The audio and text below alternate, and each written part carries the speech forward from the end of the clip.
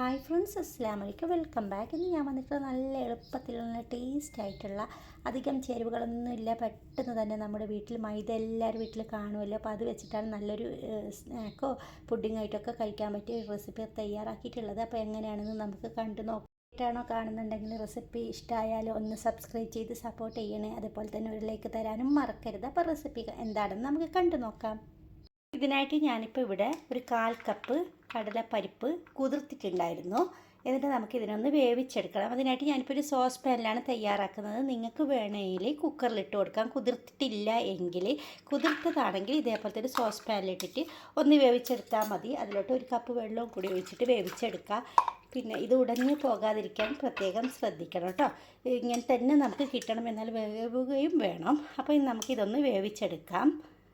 വേകുന്ന സമയം കൊണ്ട് നമുക്ക് ഒരു 1/2 കപ്പ് മൈദ എടുക്കാം. മൈദ എല്ലാവരും വീട്ടിൽ കാണുമല്ലോ, മൈദപ്പൊടി. അപ്പോൾ ഞാനിപ്പോൾ 1/2 കപ്പാണ് എടുത്തിരിക്കുന്നത്.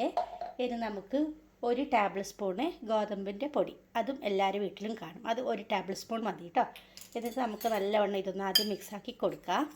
അതിനുശേഷം നമുക്ക് ഒരു 2 കപ്പ് വെള്ളം കൂടി ഒഴിച്ചിട്ട് നല്ലവണ്ണം ഇതിനൊന്ന് കലക്കിയെടുക്കുക. ഒട്ടും തന്നെ കട്ടയില്ലാതെ വേണം കലക്കിയെടുക്കാനായിട്ട്. അങ്ങനെ 2 കപ്പ് വെള്ളവും കൂടി ഒഴിച്ച് കൊടുത്തിട്ട് കട്ടകളില്ലാതെ ഒന്ന് കലക്കിയെടുക്കണം. ഞാൻ കട്ടയില്ലാതെ നല്ലവണ്ണം ഒന്ന് കലക്കിയെടുത്തിട്ടുണ്ട്. ഇങ്ങനെ തന്നെ മിക്സായി കിട്ടണം. അതിനുശേഷം നമുക്ക് ഒരു 10 മിനിറ്റ് റെസ്റ്റ് ചെയ്യാൻ വെക്കണം. അപ്പോഴത്തേക്കും ഇതിൻ്റെ മുകളിലത്തെ വെള്ളമൊക്കെ ഒന്ന് തെളിഞ്ഞു വരും. അതിന് വേണ്ടിയിട്ടാണ് 10 മിനിറ്റ് മൂടി വെച്ചിട്ട് ഒന്ന് റെസ്റ്റ് ചെയ്യാൻ പറയുന്നത്. അതാ 10 മിനിറ്റ് കഴിഞ്ഞിട്ടുണ്ട്. നമുക്കൊന്ന് തുറന്ന് നോക്കാം. ഇപ്പോൾ അതിൻ്റെ വെള്ളമൊക്കെ ഒന്ന് തെളിഞ്ഞ് വന്നിട്ടുണ്ട്. അത് നമുക്കിന് ആവശ്യമില്ല. അതൊക്കെ ഒന്ന് മെല്ലെ ഒന്ന് ഒഴിച്ച് കളയാം. ഇനിയിപ്പോൾ ഇതാ ഞാനൊരു പാൻ എടുത്തിട്ടുണ്ട്. ഇത് സ്റ്റൗവിലൊന്നും ഇപ്പോൾ വെച്ചിട്ടില്ല. നമുക്ക് ഈ മൈദക്കൂട്ടി ഇതിലോട്ട് ഒഴിച്ച് കൊടുക്കാം. ഇപ്പോൾ ഇതിലോട്ട് 1/2 കപ്പ് പാൽ ഒഴിച്ച് കൊടുക്കാം. ഇത് നല്ലവണ്ണം ഒന്ന് മിക്സാക്കി കൊടുക്കണം. അതിനുശേഷം മാത്രം നമുക്കൊന്ന് സ്റ്റൗവിൽ വെച്ച് കൊടുക്കാം.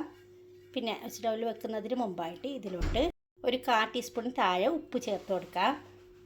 നല്ലവണ്ണം ഒന്ന് മിക്സാക്കി കൊടുക്കാം.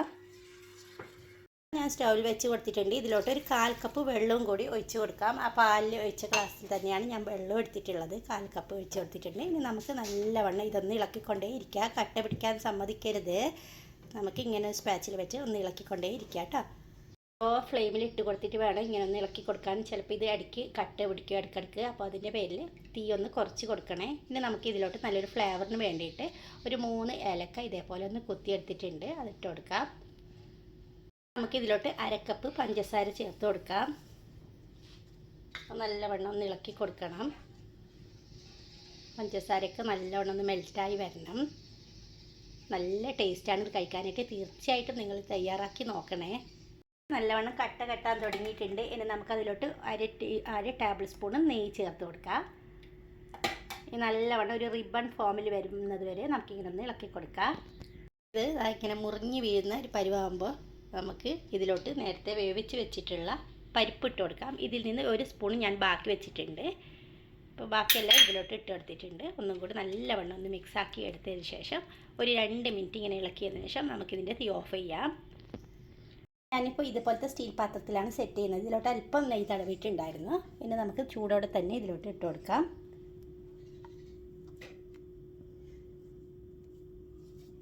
ടാച്ചിൽ വെച്ചിട്ട് ഒന്ന് നിരപ്പാക്കിയതിന് ശേഷം ഇങ്ങനെ ഒന്ന് ടാപ്പ് ചെയ്ത് കൊടുത്താൽ മതി. ഞാൻ പറഞ്ഞല്ലോ നേരത്തെ കുറച്ച് ഞാൻ മാറ്റി വെച്ചിട്ടുണ്ടായിരുന്നു പരിപ്പ്, അത് ഇതിന് മുകളിലോട്ട് ഇട്ട് കൊടുക്കാം. നമുക്ക് ഇതിനൊന്ന് തണുക്കാൻ അനുവദിക്കാം. ഇല്ലെങ്കിൽ ചൂടോടെ കഴിക്കാൻ നല്ല ടേസ്റ്റാണ്. തണുത്തിട്ട് കഴിച്ചാൽ കുറച്ചും കൂടി നല്ല ടേസ്റ്റ് ആയിരിക്കും. ഞാനിപ്പോൾ തണുക്കാൻ വെയിറ്റ് ചെയ്യാണ്. അതിനുശേഷം കട്ടാക്കി കാണിക്കാം. നല്ലവണ്ണം ചൂടൊക്കെ പോയിട്ട് തണുത്ത് കിട്ടിയിട്ടുണ്ട്. ഇനി നമുക്കതൊന്ന് കട്ട് ചെയ്തെടുക്കാം. ഇഷ്ടമുള്ള ഷേപ്പിൽ കട്ട് ചെയ്തെടുത്താൽ മതി. തീർച്ചയായും നിങ്ങൾക്ക് ഇഷ്ടപ്പെടുന്ന റെസിപ്പി ഒന്നുമില്ലല്ലോ, എല്ലാവരും വീട്ടിലും മൈദ കാണുമല്ലോ. അപ്പോൾ എന്തായാലും ഇതൊന്ന് ട്രൈ ചെയ്ത് നോക്കണേ. പിന്നെ ആദ്യമായിട്ട് കാണുന്ന ആരെങ്കിലും ഉണ്ടെങ്കിൽ ഒന്ന് സബ്സ്ക്രൈബ് ചെയ്ത് സപ്പോർട്ട് ചെയ്യണേ. ഞാൻ ഒരെണ്ണം എടുത്ത് കാണിക്കാം.